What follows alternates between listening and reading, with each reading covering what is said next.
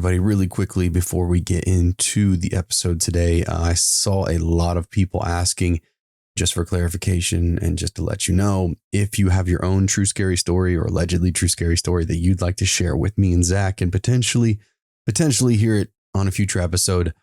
In every episode, go to the description, whether you're on YouTube and or on Spotify, there is a link to my website, www.boozeandbooze.net.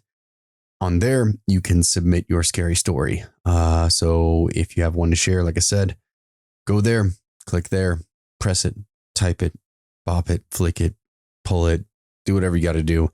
And you might just hear it on a future episode. Okay, that's it. That's all. Bye.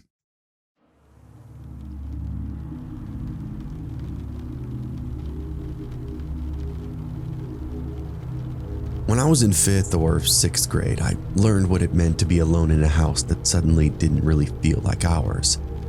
I'm going to be honest, I don't tell this story very much. My little sister Kinsley and I both came down with chickenpox that week. We were blotched, itchy, half mad from trying not to scratch anything. Kinsley made sure that we stuck together, pressing her face against mine, making me play dolls and tag even when she was burning up. A day later, I was covered head to toe. She was thrilled. Mom was too. She said it'd be easier if we both just kind of got it out of the way at the same time. My mom did what most moms did there in the 90s. Oatmeal baths, calamine lotion, lukewarm ginger ale, along with some VHS tapes stacked on the coffee table. She had to work, same as Dad, and our timing really couldn't have been worse. My dad would leave before dawn. My mom hung on long enough to make us some toast, measure the antihistamine, and tape the emergency numbers to the fridge. She kissed Kinsley on the forehead, looked at me and said, "You're old enough to keep an eye on things." I believed her. 11 felt old, ancient. I was a man. By God, I had just been put in charge too, for real this time, and for the first time in my life. Sure, watching the house here and there for 30 minutes, no big deal, but getting to run the whole show all day with my sister to boot, it felt like I was just elected president. The house was quiet after she left, the heater ticking, pipes knocking, and the fridge giving its low moan every few minutes. Normal house sounds, safe and familiar to my ears. Kinsley and I built a fort out of blankets, watched cartoons until noon. We called it Fort 𝐾𝐾. Crawling around inside the blankets and fabrics was a good way to itch our skin too, without actually scratching with our fingernails. We fought about which tape to play next, and she ended up picking Ferngully. I booed for a straight 5 minutes. The itching would come in waves, sharp little reminders that we were diseased but free. I liked it though, being out of school, having the house to ourselves. But I caved in, watched the movie anyway with her. Every now and again, I caught her reflections in the dark TV screen, 2 little speckled goblins, half-dressed and scabbed up, laughing and just making it through. It felt like a small vacation, just with a few rules. Stay put, don't scratch, answer the phone if it's mom, and of course, lock the door. I remember how proud I actually felt locking the front door. By mid-morning, the light through the curtains had turned gold. The air in the house smelled like oatmeal and rubbing alcohol. Kinsley was humming to herself on the couch, tapping her legs, restless already. I thought the day would drag on like any other sick day, long, boring, and harmless. I didn't know the house could actually change sides though, and I didn't know family could too. The morning felt normal. Mom called around 9 to check in. I told her we were fine. She said that she'd grab some soup on lunch break, maybe even come home early. I told her not to worry. Big man words. Kinsley still sat there glued to the TV while I ended up taking a shower. My skin burned from the soap, but at least it quieted the itching a little bit. The water beat on the tile, steady and safe, and when I shut it off, the house was dead silent around me. I called out but didn't get an answer. I got dressed and walked into the hallway, and that's when I saw her leaning over the couch, face pressed up against the window. "What are you doing?" I asked her. She didn't move. "Uncle Dwayne's here." It caught me off guard. Dad's brother, always half drunk, sometimes mean and always unpredictable. I came to her side and looked for myself. His old truck sat at an angle in the driveway. Dwayne stomped through the yard in his denim jacket, pulling in boxes near the garage. He lifted a gas can, a bundle of cords, and tossed him into the truck bed. "It looks like he's just borrowing something," I said. I watched him wander, searching for whatever it might be. Sometimes he came to borrow tools or materials, whatever, so I really thought that's just what this was, one of those visits. And then he turned toward the house. "Duck," I whispered, and we dropped behind the couch. His boots then crunched their way toward the house, and the porch steps creaked. The screen door opened, then the deadbolt clicked. He had a key though. The front door closed behind him, and the sound was soft but final. I grabbed Kinsley's hand and whispered that we needed to go upstairs. We moved fast, skipping every noisy step into a room, and I locked that flimsy knob. Downstairs, it was silence again. The fridge door opened, a hiss of a beer can. He was inside, comfortable, like he was right at home. Kinsley trembled next to me. Why is he here? I didn't know. I crouched by the floor vent and just continued to listen. I heard him move through the living room, grabbing tapes, shoving things into a grocery sack. He wasn't looking for tools, he was just straight up taking stuff for himself. I mouthed that he was stealing. We waited and the TV came on. Then another can cracked open. He was settling in. I wanted to just wait it out, but time stretched and we were itchy. Finally, the TV went quiet. No footsteps, just the hum of the fridge. I whispered at Kinsley to stay here, and I slipped out, but Kinsley followed anyway. The house now smelled like beer and sweat. I stepped around this overturned chair, heart pounding so loud that I could feel it in my teeth. The kitchen in front of me was wrecked, drawers open, fridge ransacked. The living room was too, but no Uncle Dwayne. Then I heard a low laugh from down the hall in my parents' room. I crept forward and peeked around the doorframe. He stood by my mom's dresser, a hand buried in her underwear drawer. He lifted a pair and sniffed them, pocketed them, and chuckled again. I gasped out loud and it gave myself away. He spun around, eyes red and wet. "The hell are you doing here?" And for a second, we just stared at one another. And then he came for us. The beer can flew first, hitting the door and bursting. Foam sprayed across the carpet. "Come here, you little freaks." I pulled Kinsley down the hall. He followed, crashing into walls, knocking down pictures. "You spying on me?" We tore through the kitchen, socks slipping on linoleum. He grabbed at my shirt, missed only by inches. His breath hit me from the back of my neck, sour and rank. Uncle Dwayne always had really bad teeth, and I could smell the rot as he continued to chase me. I told Kinsley to run, and we cut through the dining room, looped around the table, and sprinted for the stairs, but he was too fast. I yanked Kinsley toward the back door instead. He slammed into the counter behind us, shouting, "I'll kill you!" The back door stuck. I twisted the lock and threw my shoulder into it. It burst open and cool morning air washed over us. We flew off the porch and down into the yard, and I heard him hit the door frame behind us, turning it into splinter on impact. I remember thinking I was being chased by a zombie. We sprinted for the fence. Ground tore underneath my feet. My hands hit the top board and we slipped. He was right behind me, shouting nothing but threats and curses. I pushed Kinsley up and over, and she stumbled and tumbled to the other side. I swung a leg up, and his hand caught my ankle. I yelled at him to let go, kicked, wild and desperately. My heel ended up hitting something soft. He grunted and then fell back. I rolled over the fence and hit dirt. The world went quiet except for Kinsley sobbing. Then a voice behind us. "Hey, what's going on over there?" Mr. Ellison, our next door neighbor. He was in his yard holding up a rake. "Help!" I shouted to him. "He's in our house." Dwayne came around the side of the fence on the road, staggering, red-faced, veins sticking out like pipework. Mr. Ellison dropped the rake and stepped forward. "You better get the hell out of here, Dwayne. I'm calling the cops." For a second, nobody moved. Then Dwayne started yelling again, throwing things, rocks, a plastic chair, anything he could get his hands on. "Go inside, kids," Mr. Ellison said. "Now." He turned back to Dwayne. "I got a gun." That did stop him.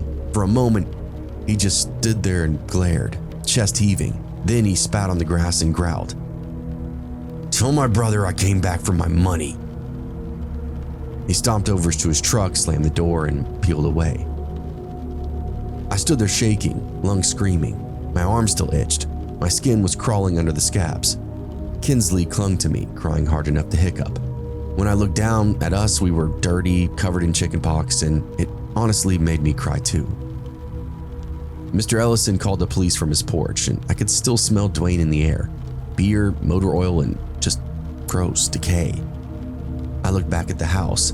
The open door swung in the wind, slow and tired. There would be no fixing it, that was obvious. I remember looking at it and being scared of what my dad would say, even though I didn't do it. Still, they put me in charge, and from where I was standing, I'd failed. That was the first time that I understood that adults, that people, were the real monsters. The rest of that afternoon is still pretty blurry, but some parts burned clear as fire. The police came, Mr. Ellison had them on the phone before Dwayne even cleared the street. 2 cruisers showed up, sirens off, lights off. It made me think that they didn't even believe this was important. One cop took 𝐾𝐿 and me onto a porch, while the other went inside with his hands on his gun. The house was destroyed, beer cans everywhere, drawers dumped, couch cushions gutted. My mom's dresser was overturned. It smelled like stale cigarettes and sweat. And I remember the cop shining his flashlight on the floor, clicking his tongue and saying, "Jesus Christ." "All right, kids, how long was he inside for?" the other officer asked. "I don't know, maybe 10 minutes?" I responded. My mom got there maybe 40 minutes later, hair standing on end, still in her work uniform. Dad wasn't far behind. They ran straight to us. Mom hugged us so hard that it hurt, and 𝐾𝐿 finally broke down for real this time, like ugly sobs. I remember my mom whispering that, "You're okay, baby, you're okay." I told them about everything, and so did 𝐾𝐿 through hiccups and tears. The words would come out in bursts. The shower, the truck, the beer, the screaming. Dad didn't say a thing until the cop asked if he wanted to press charges against his brother. Then his jaw locked up. The next few days kind of just dragged on. The police would come back twice. One took fingerprints off the dresser and the kitchen counter. Another asked us to tell them the story again and again. Each time it felt more distant, like it happened to somebody else. They found Dwayne's truck 2 towns over that night, parked behind a bar. He was passed out inside, still half drunk and half coherent. He spent a week in jail, got probation, and then had to go to some kind of counseling, nothing serious. And after that, we never saw him again. My mom changed the locks the same week. Dad put motion lights up on the porch and put up this heavy-duty security door. They argued in whispers every single night.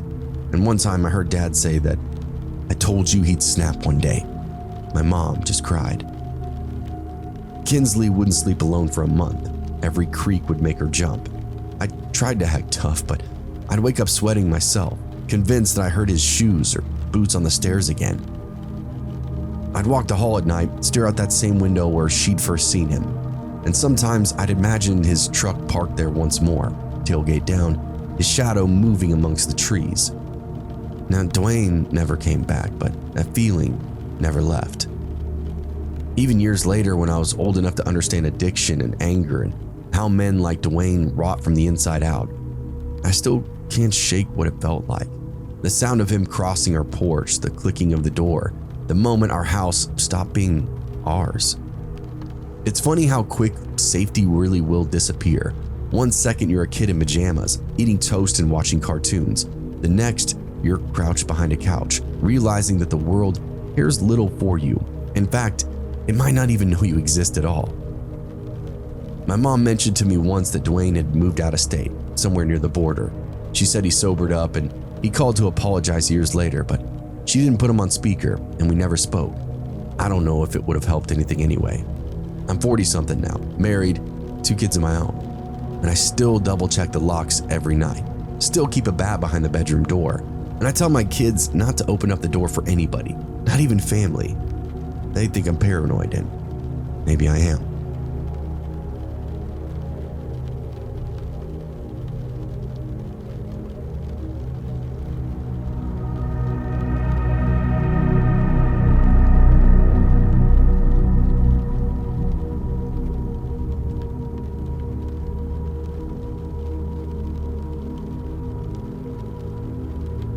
I grew up thinking that the cabin would always belong to Grandpa.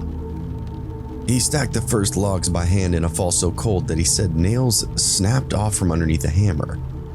He died before I was old enough to work on those nails and replace them, and the job slid downhill through the years from my uncles to my dad, then finally got handed over to me.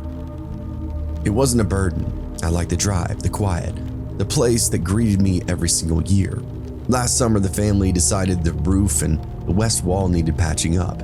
Heavy snow was coming, and this was a locally accepted fate. If we didn't get ahead of it, we'd have leaks by January and rot by spring. I told everybody that I would do it that autumn, before the snowfall. My oldest nephew, Garrett, offered to help me, but our work schedules didn't really match up. So I'd run up on Friday, get the tools staged, boards cut, tarps laid, and then he'd swing in sometime on Saturday. We'd knock it out, have a beer, then head home before the next storm. Pretty simple.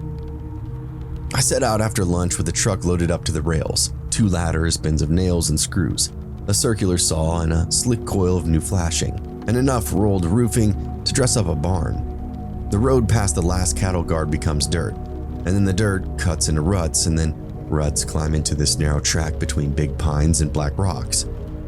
Every bend pretty much looks like the one before, which is a big part of why I like it. The air thins out, the sun hits the ridge at this hard angle, and the radio will give up completely. I pulled in near dusk, planning a luxury of a solo night, steak in the pan, a beer, a fire, and early bed. I'd make a list for Saturday, sleep well, and then focus on nothing but the job in front of me. The first thing that I noticed though when I pulled up on the porch was that mud was everywhere, thick, wet streaks of it up the steps and boot prints across the board. I sat there in my truck, engine still running, kind of just staring at it. The prints were large, a lot heavier than mine, and angled toward the door. My headlights caught the wet shine of something like oil. I rolled the window down and called out, "Garrett?" Of course, I got nothing but my voice carrying off into the trees and quickly dying. The air was nice and cool, no birds, no wind, that late autumn quiet before the snow would actually start. I climbed out of the truck and followed the prints around the property. They stopped at the door. No scuffs or drag marks, just 2 clean tracks that led up and then away again. I tried the knob, it was still locked. The windows looked fine, nothing was broken, there were no lights inside, no signs of anybody that tried to force their way in. Okay, so maybe it was an old hunter who just used the porch for cover, or maybe somebody got turned around out here and got curious. Still, I'll admit, my stomach had that tight, hollow pull when something felt wrong. I unlocked the door, stepped inside, and flicked on the light. The cabin looked just like I left it last time. The smell of wood smoke and lemon oil hung in the air. I set my gear down, checked each room, and found that everything was right where it should be.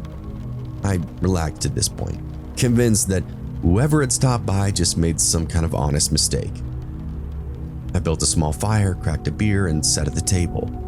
The woods outside pressed close to the windows. The forest around here isn't loud, even in the daylight, just a constant hush. By noon, I'd fully convinced myself that I was being stupid earlier. The porch mud had dried into these cracked stains, and I walked the cabin, looking over what needed to be worked on. The west wall had rot along the bottom edge. A few shingles were curling up on the roof, nothing too major. I set up my ladders, unpacked the saws, and got to work. The hours passed by steadily. Measure, cut, discard. Measure, cut, nail. The sound of a hammer echoed through the valley. It was honestly pretty satisfying. Sometime in mid-afternoon, I felt eyes on me. I turned around, but there was nothing there, just pines and empty shade. I guess my nerves were working themselves up again, but a few minutes later, I caught motion once more, something slipping behind the corner of the cabin. I stepped around fast, ready to yell, but only saw the dirt path that led to the back shed.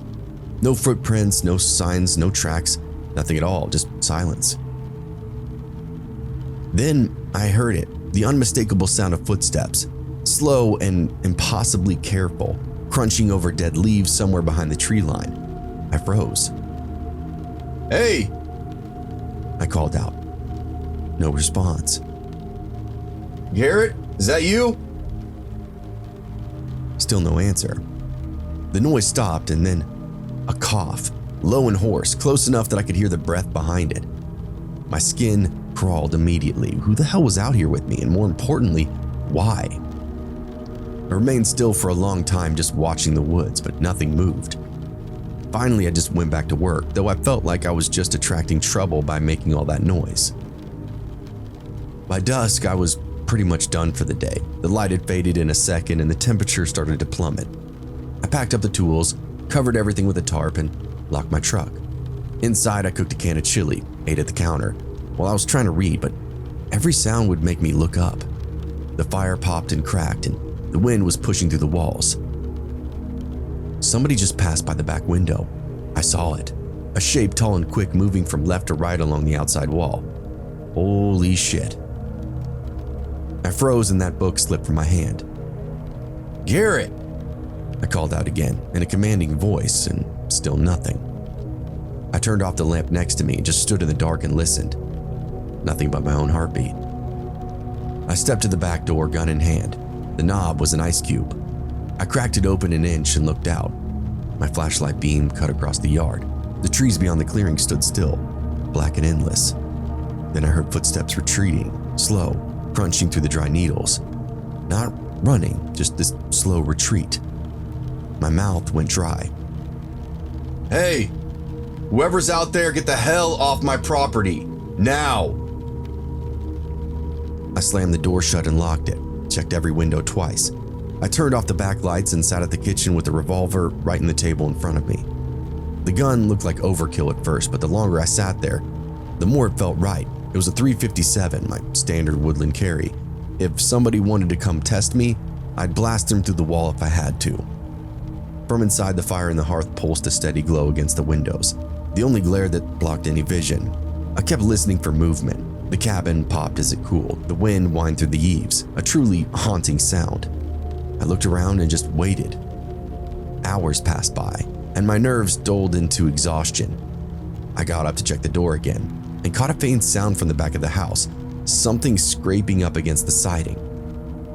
I aimed the flashlight out the kitchen window, the beam hitting nothing but trees and fog, and that sound stopped. That was it for me though. I went back to the chair and kept my hand on my pistol. I must have dozed off because when I opened up my eyes again, the fire was out, and a pale gray light was now filling the windows. Pre-dawn. I slowly moved to the bedroom and collapsed into sleep. I didn't remember hearing anything else that night, no footsteps, no more coughing, just the steady rhythm of my heart and the occasional creak of the roof above me.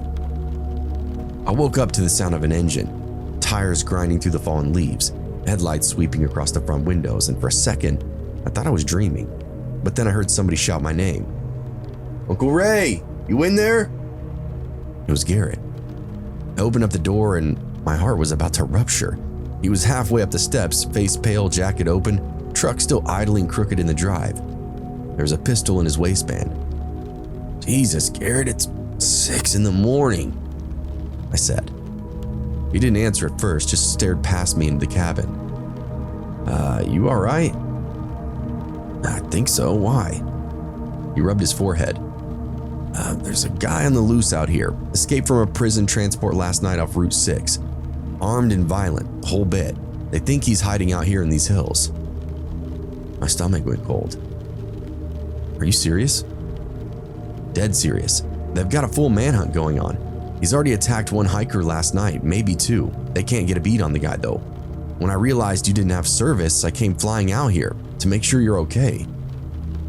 I didn't need any more explanation. I told him about the boot prints, the coughing, the shape at the window, the way it walked off into the dark, like it knew I didn't have the balls to follow it.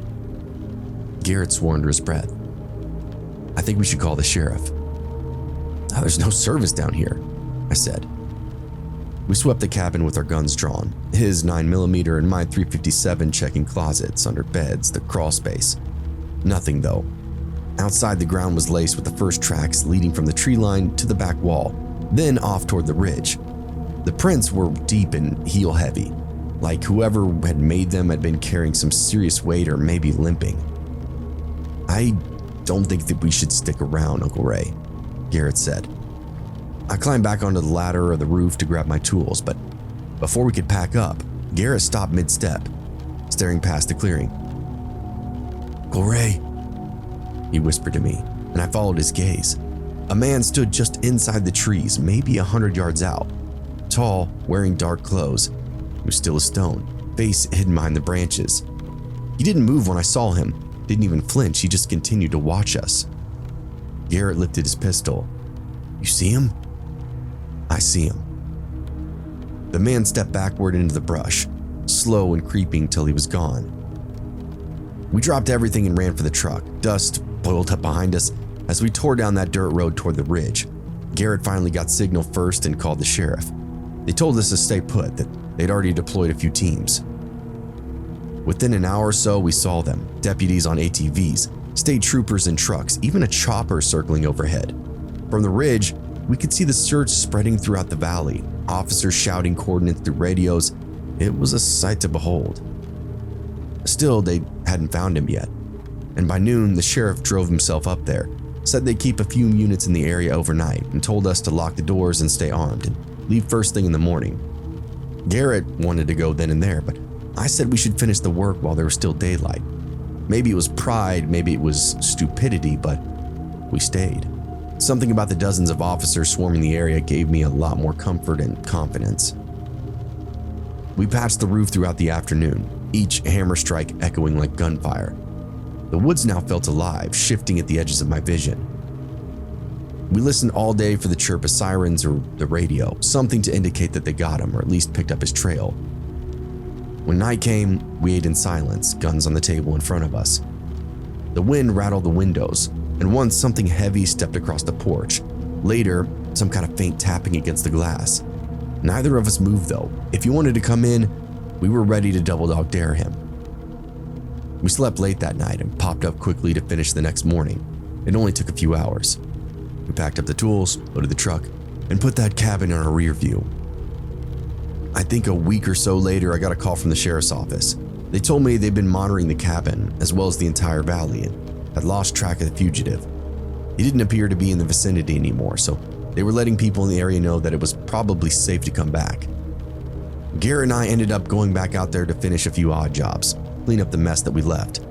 Everything still seemed to be in place when we did. Everything, well, except for the escapee that nobody was able to locate. Since then, we've had several big family gatherings out there, and there's still no evidence of the guy. No more sightings, but just the idea of it all still makes my skin crawl.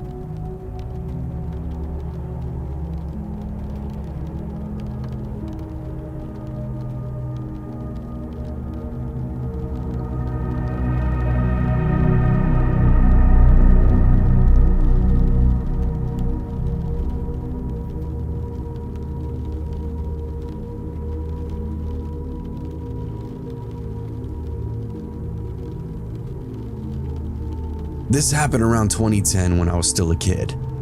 We lived in a small house surrounded by trees, a place that felt tucked away but was only a few minutes from town. It was me, my mom, my dad, my cousin, my aunt, and her husband all under the same roof. Most of the days were pretty ordinary. My cousin and I were usually watched by my mom while everybody else went to work. The air always smelled like pine and deer would wander through the yard pretty much daily. The three of us spent a lot of time in the house alone, the kind of home that seemed peaceful by day and a little eerie by night. We had only one neighbor, an older man who mostly kept to himself, and at that age, I didn't think twice about being isolated. It was just a normal life. Bugs, animals, big storms, it was all routine. The strange thing about what happened that day is that everybody remembers it clearly, yet none of us remember it the same way. In my version, my mom was doing my hair. She loved to braid it every morning. I was wearing a plain white t-shirt, sitting still while she worked her fingers through my hair when everything in the room suddenly goes red. At first, I assumed I was imagining it, but the light got stronger until it filled every corner. I remember the walls glowing, the floorboards picking up the color like blood-tinted glass. It wasn't a sunset, way too fast and bright. I looked up from my lap and the whole world felt slow, as if time itself had paused, and I couldn't even hear my heartbeat. The windows in front of me were uncovered. The light came straight through them, thick and steady, almost humming in a way that I could feel in my teeth. I glanced up toward my mom, expecting her to move, but she was frozen, mid-gesture, eyes wide. My cousin had backed into the far corner of the room and was staring toward the ceiling. For a moment, I really thought everything outside must be burning, but there was no smoke. The air didn't even feel warm. It was just red, pure red with no shadows, no shapes, and no sounds. Then it vanished. One blink it's there, next it's gone. Time seemed to slam back to normal speed. The sound of the clock returned, and I could hear birds again. I remember standing there shaking and asked my mom what that was. She stared at the window for a few moments before finally saying that she didn't know. Her version doesn't match mine. She said that she wasn't doing my hair at all. She'd been helping me with homework at the table when the red light came in. She swore that she grabbed both me and my cousin and hid in the corner, holding on until it faded completely. She remembers being certain that something was outside, though she never saw what it was. We've compared memories dozens of times now, and she insists that her story is true. I'm just as sure about mine. My cousin, however, never really likes to talk about it, and when he does, it's short and very uneasy. He says the light had weight to it, that it pressed down on him, but he kind of clams up after that. He never told us which version that he remembers, or if he remembers something different entirely. As the years pass on, the event never really leaves us. Sometimes we'll laugh about it, saying we were abducted, came back with different memories, but when I mention it now, my mom will still tense up. She hates red light too, can't stand it. If I use red light therapy or even a red night lamp, she gets anxious, will tell me to turn it off. A few years ago, I actually stumbled across a local article online about people seeing these strange lights in that same area around the same time. Some would claim it's a UFO sighting, and we ended up moving away long before, but reading that still made my stomach drop. Now personally, I never saw a craft, I never saw any figures, never even heard a sound. All I know is that time felt thin, the air felt heavy, and the world went red. Strangest experience of my life for sure. I still wonder what happened that day, and I guess I'll never really understand it completely.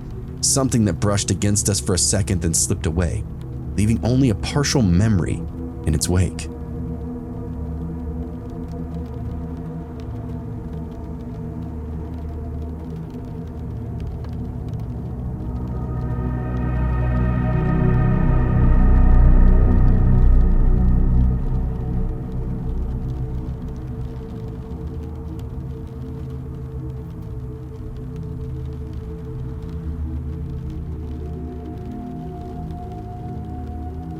I used to live in a suburban neighborhood inside Tennessee. When you grow up in a place like this, you learn early that the forests aren't for playing. The woods just don't play in the South. My sister and I were strictly told to never go in the forest alone. I moved away when I was 8, and this happened right around that time. My friend had come over for a play date. We were hanging out in my backyard. Now, the yard is kind of strange. It sloped down sharply and ended right at the edge of the huge forest. That mattered because once you go down the hill, you couldn't really hear anybody on the deck unless they were yelling. There was this open tree line that led to a narrow trail winding deep into the woods. Being young and dumb, we thought it'd be fun to explore it. I didn't feel like running all the way back up the hill to tell my parents where we were going, so I didn't. We just kind of went. At first, everything was fine. We played around, threw some sticks, had some laughs, but when we started heading back towards my house, I heard something, footsteps or branches snapping nearby. It felt like danger. I got this heavy feeling in my stomach like something or someone was watching us. My friend didn't say anything, but she didn't argue when I said that we should hurry back. Just as we reached the edge of the forest, I hear my mom's voice. She was calling for me somewhere off in the trees, saying that she was hurt, needed my help. That froze me. It was definitely her voice, same tone, same southern end. It just didn't make any sense. That danger feeling grew and grew. My head was telling me go help her, but my gut was screaming to run. I took a few steps toward the voice before my friend grabbed my arm, and in that moment, the quote-unquote spell broke. My heart slammed into my chest and my friend was pointing back up toward the deck. When I looked up, there was my mother, standing there waving, holding out popsicles.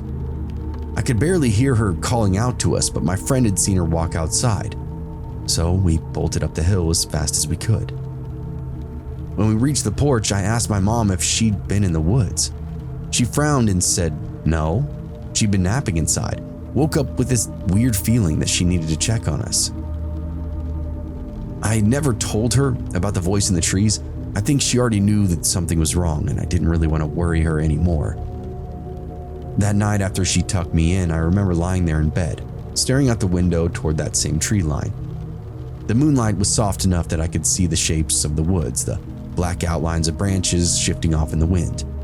At first, all very normal. But then something else moved. A darker shape slid between the trees, almost like liquid. It paused, then turned as if it knew I was watching it. I ducked under the covers, trying to convince myself it's just my imagination. And after that, I stopped sleeping with the blinds open. Even during the day, the woods around me would make me uneasy. Sometimes I'd catch flashes of something pale moving between the trees or hear what sounded like breathing outside my window. A few weeks later, before we moved, my mom mentioned finding these claw marks on the back door. Thin, deep scratches just below the handle, like somebody had been testing how to get inside. She said it was probably raccoons. Fair warning to anybody visiting, stay out of the woods. I know the locals know exactly what I'm talking about.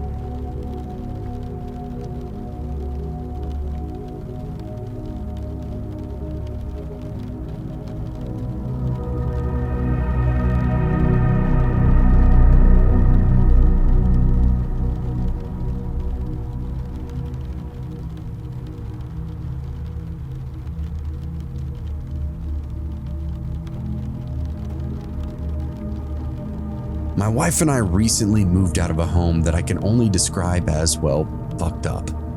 The house caused so much anger and hatred, it was literally the root of it all. Whatever entity resides inside that house is either menacing or pure evil, and I'll bet my life on that. As soon as my wife moved into the home when she was a child, she told me a story about when she and her little brother were playing in a room one night. She described them playing with this leapfrog type device and in detail about how she was showing her brother how to use it. But it began to act kind of strange. These weird sounds came from it, and a man's voice began screaming from it. She said it was saying something about a list and something about mistakes, screaming and cursing until she finally turned it off. Now let's fast forward a little bit. I met my wife a few years ago, and needless to say, she got knocked up. Wear a condom, folks.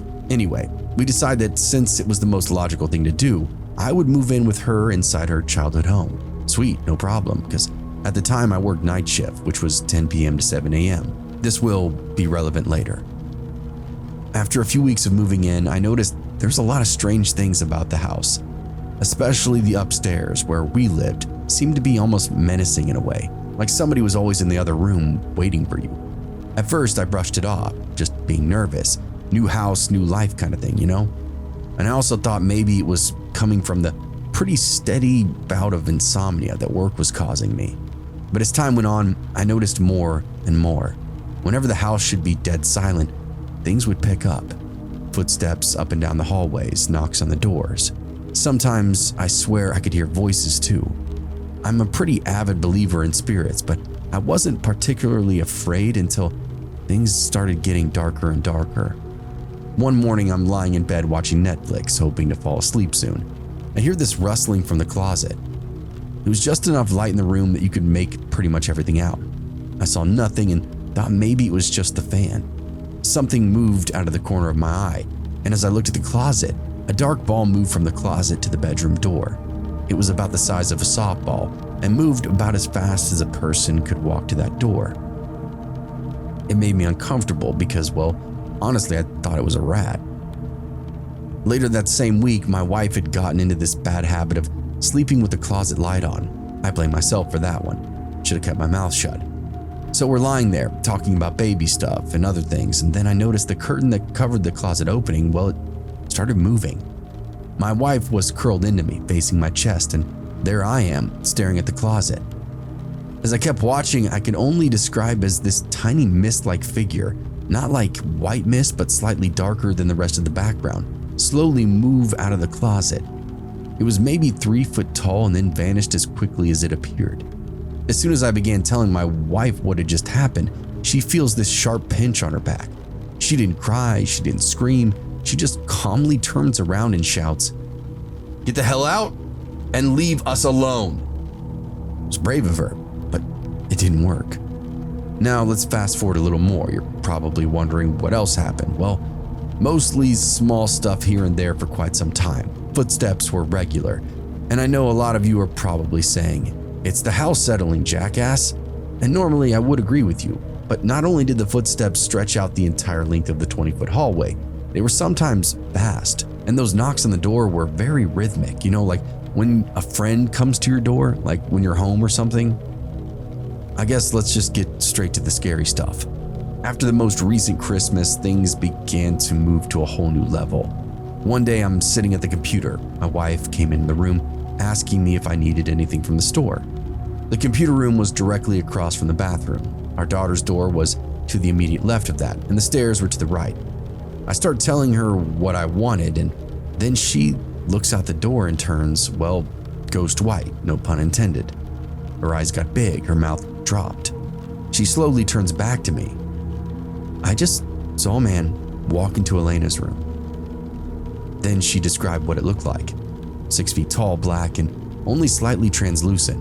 While she was describing this, I start walking into the hallway and went into my daughter's room. Now, have you ever walked into a freezer like those ones that Walmart stocks ice cream with? That immediate chill is what I felt like when I walked in there. But there was nothing, of course. But as soon as we began walking back out of the bedroom, a set of metal frames that we'd been leaning up against the wall slid down and then fell to the floor. My wife turned back into the room and told whatever it was to get the fuck out of our home. Again, didn't work. Come January, things really pick up before we actually moved out.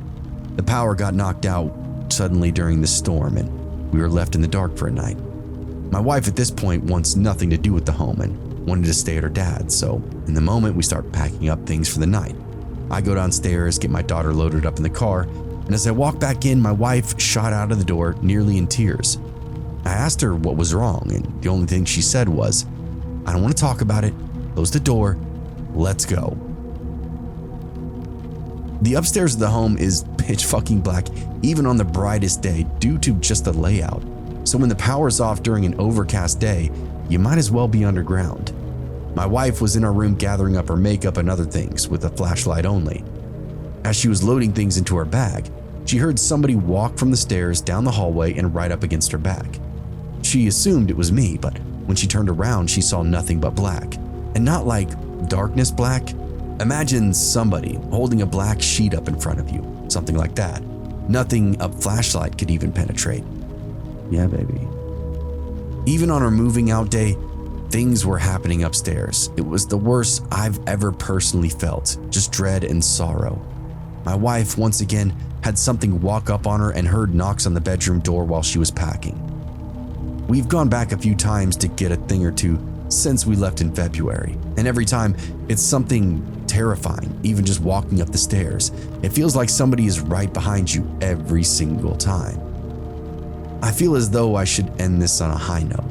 We've moved into a brand new home and it is a completely different experience here. It's helped our relationship tremendously and has taken this huge burden off of us.